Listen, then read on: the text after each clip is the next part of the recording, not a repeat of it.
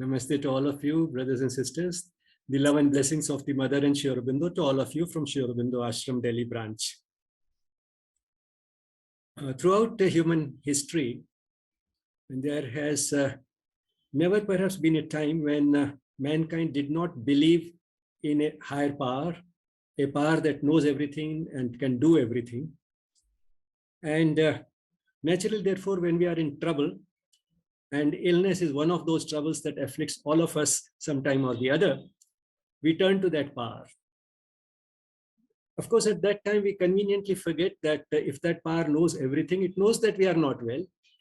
We also know it loves us, and therefore it will do what is best for us. And the will of that higher power is something that we cannot deflect. He doesn't need our guidance. He may not respond to our entreaties. But somehow it's very comforting to turn to that higher power and pray for what we would like to happen. Maybe we are not well, or a near and dear one is not well. And in all those situations, we turn to that higher power for quick and complete recovery of health. But all the same, this is something that doctors, particularly the doctors who have studied modern scientific medicine during the last few hundred years, have shied away from. They themselves pray. Most surgeons pray before they start operating. They pray when they are not well. They pray when their near and dear ones are not well. They know that their patients also pray in the same way. They don't stop their patients from praying, but they rarely talk about it while talking to a patient. That has been the general attitude. Today, we shall talk about a person who started talking about it, what made him talk about it, and how it has stimulated interest in this subject, and perhaps also invited a lot of controversy. He's a person who has invited as much criticism as praise, but all the same, it's an interesting story to listen to. And the person I'm talking to is about Dr. Larry Dossey. So with that little introduction, I'll turn to the slides. Larry Dossey was born in 1940, and after doing his MD, he had a stint with the army in Vietnam. Today, he's known as a public speaker, writer, and not so much as a physician. His books have been on the New York Times bestsellers list for several years. And he has a small little website, larrydossey.md.com, which doesn't say much except giving a quotation from Florence Nightingale, of all the people. And you find out on that website, he is with his wife, Barbara, who is a nurse educator, a PhD, a writer like him. They have done quite a bit of work together. And they are sitting at a place which is associated with Florence Nightingale. And you find one of her quotations, which again is a spiritually oriented quotation. So that is Larry Dossey, MD. They say coming events cast their shadows much earlier. And in Vedanta, we believe that we bring a lot of those influences from our previous lives. So it's not surprising that when he was a young boy, his ambition was to be a minister in a church. And for that, he wanted to go to the type of school where he'll get qualified to be able to do that. But he was discouraged from doing so by his brother, who wanted him to get some so-called real education. So he joined an ordinary college where he could study science, which would help him become also a doctor if he wanted. And he says that strangely, those 4 years in college studying modern science led to his sort of becoming rather distant from religion. He started looking upon religion as something superstitious, outmoded, irrelevant to modern times. And therefore, without much hesitation, after that, he joined medical school. But then while he was still in medical school, somehow he started reading Eastern philosophies, especially Buddhism and Taoism. And the result was that his outlook widened. Instead of sort of being primarily sort of a scholar of Christianity, having read the Bible thoroughly and so on, with the idea of becoming a minister, now he saw that there are other philosophies, And there are some differences, there are a lot of similarities. And having looked at all that, his outlook widened, we might say in general terms, they started moving away from religions towards spirituality. And therefore, it was not surprising that as soon as he came across a study on the positive effects of prayer in an illness, while he was practicing medicine early in his career, he came across just one study in which they had demonstrated positive effects of prayer in an illness, that it helps in getting well. So this stimulated him and started searching whether there are more such studies available. And he found that there were about 100 such studies available, which satisfied reasonably well the criteria of modern science and had shown reasonably positive effects of prayer. And yet they had been ignored. They had been ignored by doctors. They were never talked about in medical school. And therefore, he was a little surprised. And he started thinking what the attitude of doctors to such studies should be, at least what his attitude should be. And he came to the conclusion that not to employ prayer with my patients, that is, not to pray for my patients, would amount to denying them a potent therapeutic tool. Now, when it comes to scientific studies on prayer, we find there are many. Those days, there were about 100. Now there are more than 1,000 such studies available. But they're all controversial for understandable reasons. And we'll talk about that also a little more in detail, why they become controversial. Some of the earliest studies were done by a statistician, Francis Galton, who was also a religious man.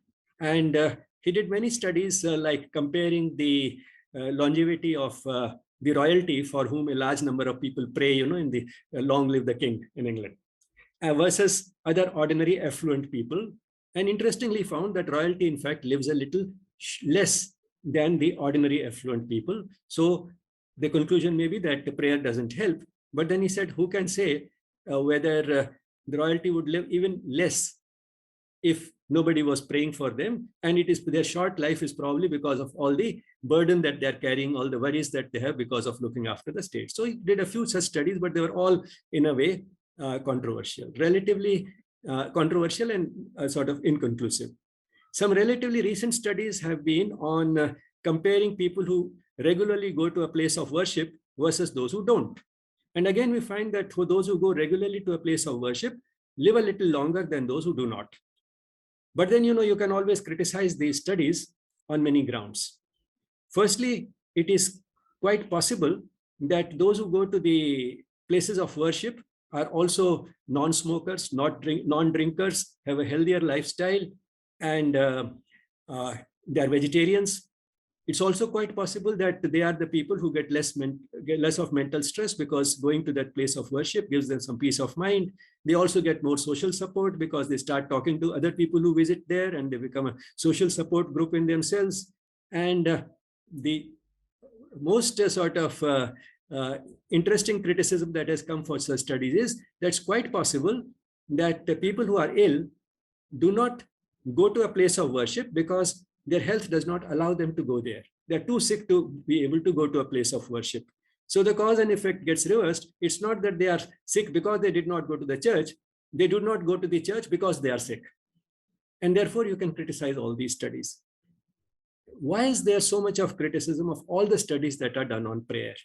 That happens because in modern science, it has such a hypnotizing effect, and that it distances us from any such things, and we try to look at any such studies with a microscope. As you know, Larry Dossey says that all such studies give a sort of an intellectual indigestion to medical people or scientists. And therefore, they are looked at with a microscope. They do not look for 100% results when they give a drug for depression, say an antidepressant drug. But when it comes to prayer, they want 100% results. It should succeed all the time. So, their criteria change, and they look for every possible fault in the study. Now, what would be the best design to study prayer? It has been said in simplistic terms, not without going into much thought, that the best design would be a randomized control trial, a double-blind randomized control trial, which is done for studying any new drug. Now, those of you who do not know about this type of studies, in those what is done is that the patient does not know whether he's getting the drug or he's getting a placebo. That is something which looks similar, but actually it is an inert substance like sugar. And the person who is giving those things does not know who is getting what. The investigator does not know. So the patient is blinded, the investigator is blinded, and therefore it's a double-blind study. And it's only when the study is over that the code is broken. And then we try to see how well the control group who got the placebo does as compared to the one which got the drug being tested. So why not do the same thing for prayer? Now, this type of study started in 1988. The first classical one was by Bird, who did such a study on heart patients. And the way it was designed was that there were two groups. The control group, which just got conventional care, and the experimental group, which got, besides conventional care, also prayers from a number of volunteers who were selected, that you will be praying for a group of patients. Those who were praying did not know for which patients they were praying. And the patients who were being prayed for did not know that somebody was praying for them. And those who were not being prayed for also did not know that nobody was praying for them. So it was more or less like a double-blind trial. But there are difficulties in this. All the same, he got some weakly positive results in some of the criteria. In some of the respects, those who were being prayed for got a little better outcome. Now, the results were not very strong or convincing, but all the same, because the design was like that of testing a new drug, it created a certain sort of a scientific appeal, and a large number of studies after that multiplied. And that is why when Larry Dossey looked at those things, it was just about 100. From 1988 onwards, within a few years, by 2005, I checked in 2005, the last, there were more than 1,000 studies available of this type. But then the most interesting of these studies was not actually a study. This was published in the Archives of Internal Medicine in the year 2001. Here there was a group of scientists who sat down and discussed what would be an ideal way of studying the effect of prayer so that this controversy can be solved once and for all.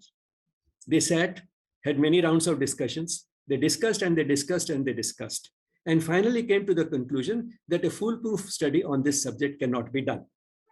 Now, how did they reach this conclusion? Firstly, they said that for the prayer, there can be no placebo. For a pill, you can have a placebo. For a prayer, you cannot have a placebo. Secondly, those who are being prayed for not only by the volunteers, but they themselves are also praying. Their relatives and friends are also praying. And those who are not being prayed for, according to the investigator, are also praying themselves, and their relatives and friends are also praying for them. So strictly speaking, there's no control group. How do we know that the number of people praying for those who are in the prayed for group is more than the number of people in the other group? And even if the number is more because of the additional volunteers who are praying for them, is a prayer really like a pill having a dose effect relationship? There may be no dose response relationship. And does the effect of a prayer depend solely on the number of people who are praying, or does it depend also on the intensity and sincerity of the prayer? Further, does it depend upon who is praying for them? Is the effect of an ordinary person the same as the effect of a holy person? So if somebody is being prayed by a holy man, is that holy man's prayer equal to 100 ordinary people, 1,000 ordinary people, or 1,000,000 ordinary people? There's no way to answer these questions. And finally, when we are looking at the outcome, we are looking at the survival. Is survival necessarily the best outcome in a severe illness? In a painful illness, which is terminal, in which the patient is going to die sooner or later and just suffering, in that even human logic says that probably the best will be to get relieved of that misery. And when it comes to God's inscrutable logic, the way this logic goes may be quite different. And therefore, after discussing all these reasons why such a study cannot be done, they came to the conclusion that a foolproof study cannot be done. And that itself became a paper which was published in the year 2001. So this paper doesn't give any study. It just gives all the reasons why a scientifically satisfactory study on this subject is impossible. But then absence of proof is not proof of absence. Just because you cannot prove something, it doesn't mean that it can't happen or it's not true. And further, the effects of prayer should not be seen in terms of success. If that is how we were to see them, then you can understand what would happen. If nobody were to die of a disease, you can imagine what a chaos we'll have on the planet. Huh? Because everybody is praying that I should live, my near and dear ones, if they are not well, they should live. So if all these prayers were answered, then what would happen? There's another interesting study that Larry Dossey has quoted in one of his books. This study was done on Indians, because Indians in general want a son rather than a daughter. So every time a woman is she prays, and her close near and dear ones pray that she should get a son. And if these prayers were answered, you can imagine we'll have all boys all over the country. We'll have no girls. Whereas the fact is that the ratio of boys to girls born, unless we interfere by some completely inhuman and uncivilized ways, the ratio of the boys to girls born is exactly the same all over the world. It's the same in India as in the rest of the world. Boys and girls are born in almost equal numbers everywhere. So you can understand that the effects of prayer cannot be seen in terms of success of the prayer, in terms of if you see the success as the outcome being the outcome that we wanted. And further, Larry Dossey says that spirituality should not, in fact, have a hidden agenda. You can't turn spiritual just to say that I want to get well, or I want this, or I want to that. To use spirituality for a specific purpose would be a contradiction in terms and exercise in hypocrisy. So the very idea of turning to spirituality only for a particular purpose is itself wrong. Then what is it that we should turn to the divine for? The answer comes very clearly from Sri Aurobindo. He says that the efficacy of prayers is often doubted. It is doubted because what we want we do not get, or we may not get. But that doesn't mean that the prayer is not heard. It doesn't mean that the prayer has no effect. All sincere prayers are heard. And although the divine knows how to run the world, the human aspirations, sincere human aspirations, are a part of the divine will. You can connect to the divine will and may be able to influence the divine will. But then the answer may not come the way we want it. The answer will come in the way of the divine and in the time of the divine. So when it comes, how it comes, that depends upon the divine.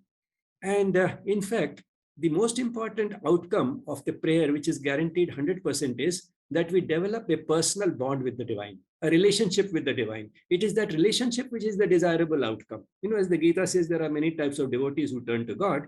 And amongst the two major categories are the Artha and the Artharthi. Artha is the one who is miserable, and Artharthi is the one who wants something.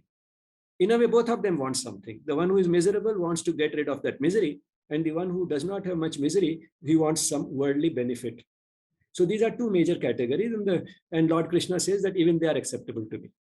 Besides the other two, who already know quite a bit, or who are just curious, sincerely curious to know more about God. So these are the other two categories, but all categories are acceptable. But what is the outcome that happens in all these categories, including those who turn to the divine because of a misery or because they want a material benefit? They develop a personal bond with the divine, a relationship. And that is the outcome that is the most desirable. That is the outcome that is guaranteed 100%. So it is not the giving of the thing asked for that matters, but the relation itself, the relation with the divine, the contact of man's life with God through conscious interchange. So an interchange with the divine, being able to have a conversation with the divine, being able to talk to the divine whenever you want to turn to the divine as a personal power who knows all and can do all. So it is that bond, that relationship which we establish. So it is this relationship itself is worth it. The joy of this relationship, the bliss of this relationship is beyond everything else that we may ask for. So that is why we turn to the divine. And that is the true purpose of a prayer. Then Larry Dossey has gone beyond the prayer to something which may be called non-local medicine. To some extent, prayer is also a type of non-local medicine, because when the person is praying himself, then it may be the mind-body relationship of the patient at work. But when somebody else is praying for him, then it is non-local medicine. So let's see what these three eras are into which Larry Dossey has divided the development of modern medicine. If you look at the developments during the last 150 years or so, particularly those which took place between 1900 and 1950, one finds that they were really spectacular, and that the coming into, I have sort of getting added to the armamentarium of the modern medical man, things like antibiotics and vaccines and vitamins which could be packed in a pill and insulin and so on. All these things change the picture of illness so much that the parts of the world which could benefit the most from this type of developments experienced a remarkable increase in longevity. The lifespan increased from about 30 years to about 70 years, and the history has been repeated in India. When we became independent in 1947, our lifespan was also around 30 years. Now it is around 70 years. So the history has been repeated, which is all very good. But then man did not become immortal. And while these diseases were wiped out, like infectious diseases and the nutritional deficiencies, while they were wiped out by a rather simplistic approach, that is, you antagonize or neutralize the harmful thing in the body, like say germs, or you supply to the body what is missing, like vitamins or insulin. This was a simplistic mathematical approach which worked, and it achieved such wonders. And the result was that there was a great deal of euphoria generated that all diseases perhaps will be wiped out in this way. But that euphoria did not last long. In the developed world around the 1950s, and in India, maybe another 25 years later, we experienced that people started dying now more commonly at an older age of things like heart attacks, complications of diabetes, stroke, cancer, and so on. Now, these were not just a different set of diseases, they were a different kind of diseases.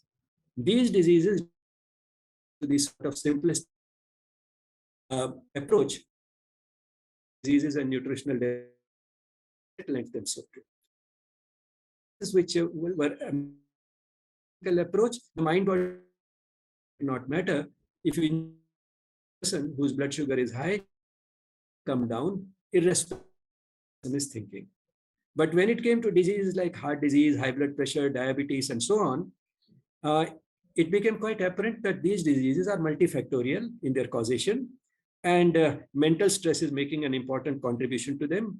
And the pioneers which we have been talking about this month, many of them realized and asked that if stress is contributing to these diseases, will relief of mental stress, or to put it positively, will peace of mind not be able to prevent and treat these diseases? And the results were by and large positive. So it was concluded that the patient can use the powers of his mind to achieve healing through self-healing mechanisms. So there are self-healing mechanisms in the body, but to work, they need the best conditions. And one of the most important things that create those conditions for the self-healing mechanisms to work is that the patient should believe that I will get well.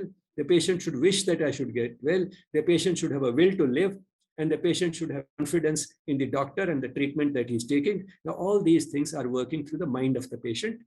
And this is what came to be called the era of mind-body medicine from 1950 onwards. But then what Larry Dossey points out carefully, it does not mean that the spectacular advances made in the era of physical medicine were discarded. They continued to be there, but these new approaches, using the powers of the patient's mind to promote healing, got added to that, got integrated into modern medicine, and thus the armamentarium of the physician expanded. But then these studies on prayer have shown that it is not only the patient which can influence his own body, it is the mind of the other people which can also influence the patient's body. Because the other people who are praying, they are also able to influence. Whether it is through truly a divine intervention or otherwise, that can be debated. But the fact is that it is possible for other people, other well-wishers, to influence the recovery of a patient to promote healing. And this is what he calls non-local medicine in non-committal terms, because non-locality is a concept in physics, and it can be called non-local because the patient and the healer are not in close contact, may not be together. They could be at a distance. They could be at different places. And this concept receives a sort of lot of support from modern physics, that level of physics that I don't clearly understand.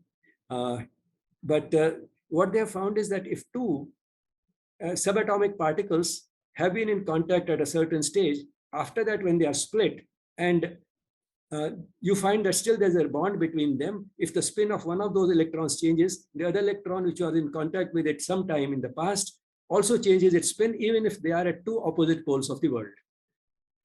Which means that that interconnectedness stays. Now in spirituality, we believe that we all came from the same source, and therefore we are all interrelated. And therefore, this approach, in fact, is consistent with this idea in modern physics. And that's why he calls this non-local medicine.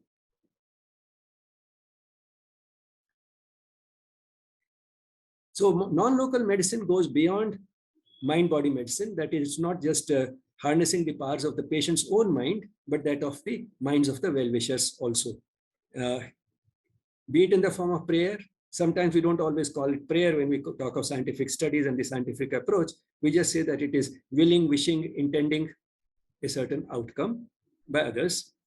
But then the way it works is through consciousness from the spiritual point of view, and therefore we may call it the consciousness-based approach. And Larry Dossey, to make it look even more acceptable to scientists, calls it the non-local approach, the approach of non-locality. Now, to understand this, you can look at this picture. Suppose A is the healer and B is the patient. And all these blue dots that you find all over are the all-pervasive spirit of the divine. So that is sort of the consciousness that unites all of us, the all-pervasive presence of the creator in all creation.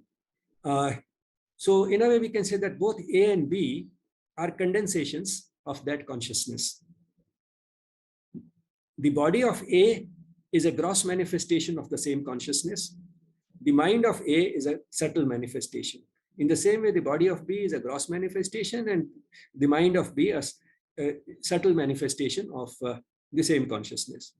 And there is no real breach of continuity between A and B, because these are mere condensations of the same consciousness. The air gap that divides them also has the same consciousness. It is also a manifestation of the same. So the boundary that we see between them based on their skin or based on their bodies is only a partial boundary. In fact, there is also a great deal of continuity between them. And therefore, it is mind-body medicine is not surprising, because in case of B, the mind of B is a subtle manifestation of the same consciousness of which his body is, so his mind can influence his body.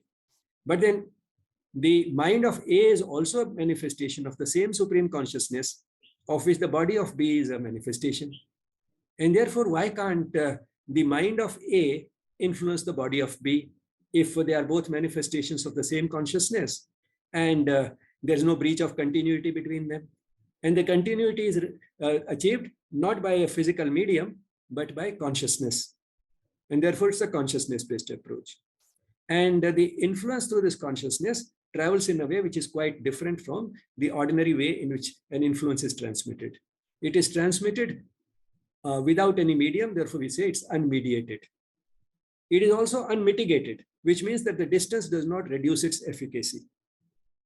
So it's unmediated and unmitigated, and since it is without any physical medium, it does not really time to travel, so it is instantaneous, it is immediate. So these are some of the characteristics assumed to be applied to this type of an influence. And therefore, the distance also doesn't matter. It doesn't matter whether the patient is in New York and the healer is in New Delhi.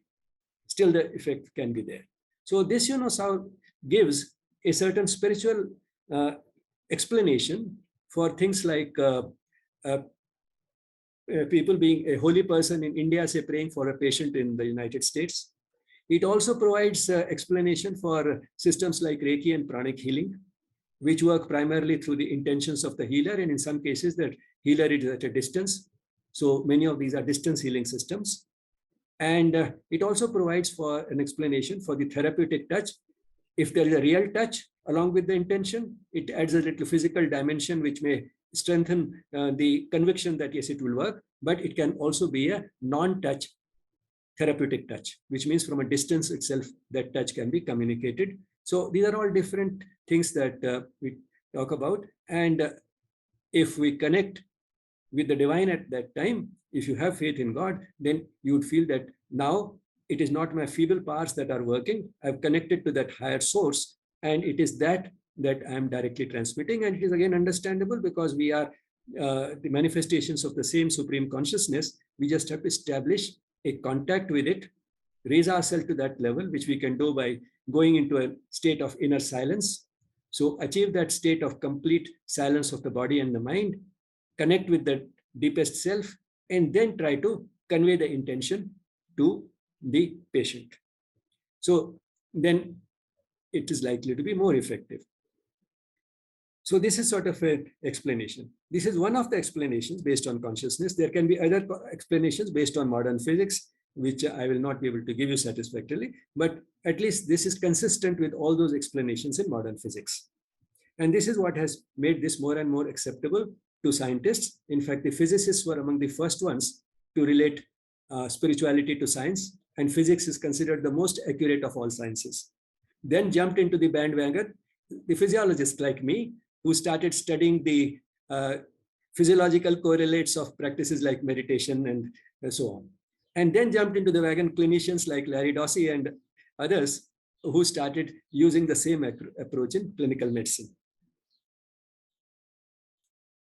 The person who has done quite a bit of work in collecting, Larry Dossey is basically, again, not done too many studies on studies by himself. This person has also not done too many studies, Daniel Bernard, but then he has helped by collecting a very large number of very convincing studies, which have been done not necessarily on human beings, but on other creatures and other types of systems, which I'll come to in a minute. And then all the collection that he has done has been put together at one place in some of the books by Larry Dossey. Now, what are the type of things that he has done? We'll come to, but let's see what he says is spiritual healing. Spiritual healing is the intentional influence of one or more people upon another living system. Just living system, not necessarily a human being, a living system, without utilizing known physical means of intervention, which means without using any drug, surgery, or even necessarily a physical touch. So without that, you are able to influence another living system. Now, what are these studies? And these studies, non-human studies, in fact, are more convincing than human studies. Because when it comes to human studies, and even if you show a weakly positive effect of prayer, it is said that it is not the prayer by a well-wisher which is working. It is because the patient knows most of the time that is being prayed for, and therefore the patient's mind-body relationship itself is at work. It's not the prayer of the other person is working. It's because the patient feels more confident that now he'll recover because so many people are praying for me. That is what is working. But then that may not apply to other systems which are non-human. So let's start with animals, and then we'll keep going down the evolutionary scale. There are several studies of this type, but I'll just give you one very briefly. There were a large number of mice who were given identical surgical incisions, and then they were divided into two groups. One was allowed to let the incision heal naturally. In the other case, the cage of the mouse, which had been operated upon, was lifted by a spiritual healer for 15 minutes a day, every day. And it was found that, and the spiritual healer, while lifting up the cage, was wishing that this incision should heal faster. And it was found it did have some effect. Now, you might say that, well, it may be the animal's mind-body relationship at work. Even the animal was enjoying the extra attention it was getting when somebody was lifting its cage up. So the animal's mind-body relationship be at work. Okay, let's go down further the evolutionary scale to plants. It has been found that if you wish for the better growth of the plant growing faster and better, and most people who do gardening know it, if you love the plant and you wish that, the plant does respond. Now, plant does not have at least the type of mind which human beings have and which animals may also have. Plants don't have that sort of a mind. But then you may say that, well, at least they're living creatures. They may not manifest their consciousness in the same way, but they're responding, again, because of the way their consciousness is responding to this extra attention. So it is not that the influence of the gardener is being communicated. It is still something happening within the plant which is doing it. Now let's go further down the evolutionary scale.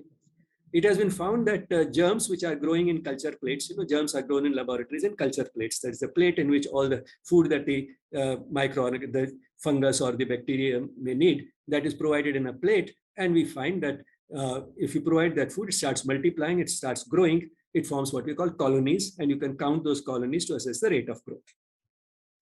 Now, if you take two such sets of plates in which these germs are growing, and for one set you pray either that they should grow faster or that they should grow slower. In another case, you do not do anything. You find that those in which some sort of an intention, maybe intention based on a divine intervention, is being conveyed to these germs that you grow faster or you grow slower, there is some positive effect. Now, at least the germs probably do not have the type of mind that humans and animals have. Even germs respond, which means that a person with an infectious disease may also respond to it. If they are responding in a culture plate, they also may respond within a human being. So if a human being has an infectious disease and a well-wisher prays that these germs stay under control, they get checked in some way, let the immune system of this person work better or whatever. So if the person, their well-wishers are praying like that, it could affect the microorganisms also within this patient. Now let's go further down to cell cultures. Say cancer cells, which have been taken from somebody having cancer, they're no longer in the patient, isolated cells in a test tube, which has the type of food that these cells would need so that they can multiply there and continue living there for a long time in those. And these are types of setups which are used in experiments to study cancer cells. So these are cancer cells or some other cells in a test tube, but still cancer cells because sort of one can relate to it better. And somebody prays that these cells should multiply slower. And there's another set of tubes in which case nothing is being done, no such intention is being sent. You find that once again, those in which this intention is sent that these cells should grow slower, do grow slower. Their growth slows down. Let's go further down the evolutionary scale. You have in a tube a mixture of an enzyme and a substrate. Enzymes are biological substances, proteins, which can influence the rate of a chemical reaction. Most of the time they catalyze, which means they make the reaction faster. But then how fast? Can you influence it in this way? It has been found that if you have two sets of tubes having similar concentrations of the enzyme and the substrate is the substance on which the enzyme acts and leads to that chemical reaction. So you have identical tubes, two sets. In one case, the person who is praying or wishing or willing or intending is wanting the chemical reaction to become faster or to become slower. You find there is some positive effect. There's the type of effect that you are praying for. Now, just chemical molecules in a test tube, even they respond to this type of. Now, when that happens, it just sort of gives more and more support to the idea that there is a unified field of consciousness. And this consciousness can be communicated not only to living systems, but also to chemical molecules in a test tube.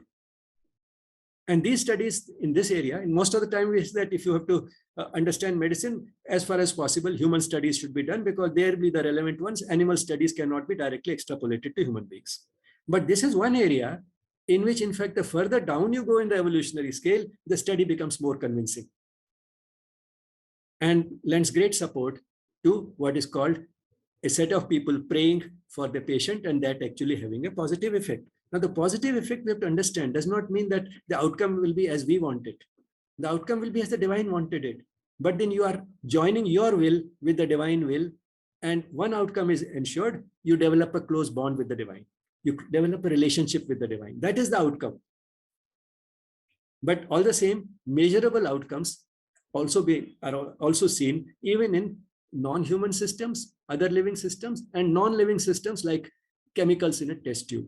And some people have gone even further down that can you influence the generation of random numbers by a computer by this type of thing? To some extent, again, you find that there is an effect. So you can influence even the computer generating random numbers. You can influence it in one way or the other by this type of communication of consciousness. And in this connection, I found very interesting one of the quotations in one of Larry Dossey's books. God is a sphere, the divine, that supreme consciousness which is everywhere. God is a sphere whose center is everywhere. So everybody is a center, everything is a center, every particle is a center, whose center is everywhere and whose circumference is nowhere. It's completely beyond all time and space. You cannot bind it anywhere. So the center is everywhere and yet the circumference is nowhere. And how do we communicate this? Why do we communicate this type of an intention through prayer to our near and dear ones? Because we love them. And as we have seen in the case of all the pioneers in mind-body medicine, they have all been very loving and caring people. They have been love-driven human beings. And they've come to the conclusion, the key to the whole thing is essentially love. And that's what Sri Aurobindo and the mother have also talked about repeatedly. Love is that link between the earth and heaven, which will eventually come to dominate this planet as evolution grows. As we evolve in consciousness, love will become the central principle in guiding our affairs, guiding human affairs. And that is what will wipe out all problems of human existence, including illnesses. So again, Larry Dossey talks about love in this beautiful quotation. If scientists suddenly discovered a drug that was as powerful as love in creating health, it would be heralded as a medical breakthrough and marketed overnight, especially if it had as few side effects and was as inexpensive as love. But it's probably because it is inexpensive that nobody markets it. And side effects are there. Side effects are all positive. In fact, the health benefits are the fringe benefit. The spiritual benefits are the real benefits. Here are some of the best known books by Larry Dossey. Prayer is Good Medicine. Healing Words. Healing Words was probably the first one that he wrote. Reinventing Medicine, where he talks in great detail about Era 3 medicine. And he talks about the type of setup in hospitals, how it will change when Era 3 medicine becomes mainstream. So far, Era 3 medicine, not many people believe in. But all the same, it has got a certain push from the studies which were done in the 1990s, in spite of all the controversies that it generated.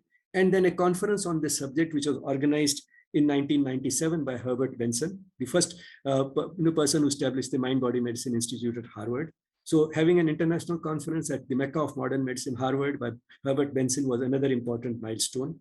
So Era 3 medicine might come, but still so long, the development started in 1990. By the time it actually enters practice, it may be another few decades, but all the same. But he has imagined, in this, what will be the type of setup in a hospital which practices Era 1, Era 2, and Era 3 medicine. He doesn't say that it's an either or approach. All these are just adding a new dimension to modern medicine. So without discarding the developments of the previous era, you are adding more and more new dimensions. And he says that when this non-local approach, that is prayer, or in more neutral terms, willing, wishing, and intending the welfare of a person, when this becomes mainstream, what will be the type of setup in a hospital? For example, he says that if in the emergency room a patient is wheeled in a critical condition, not only he will receive the usual medical care, but then just as if the person needs blood, the hospital has a list of volunteers. So they contact the volunteers who have the same type of blood group as the patient, that we have a patient who needs blood urgently, so please can you come and donate? In the same way, they'll have a list of volunteers who are willing to pray for patients. So from the emergency room, a message will go to a large number of volunteers of this type. We have a critical patient in the emergency room. Please pray for him or her. So that is the type of setups we'll have in hospitals. So just as you have lists of blood donors, you'll have also lists available in hospitals of those who are very happy to pray for patients. And then here is this interesting title of another book. Be careful what you pray for. You just might get it. So that was the story of Dr. Larry Dossey, who brought prayer into the forefront in modern medicine. My gratitude to him for the 2 books of his that I read and which have been largely the basis of what I have spoken today: Healing Words and Reinventing Medicine. And of course, the Wikipedia page and Google Images, which one can't do without these days. If you have any questions or comments, please do not hesitate to drop an email to yes@yesspirituality.com. Thank you. Thank you so much. Thank you. Let's end with a few seconds of silence.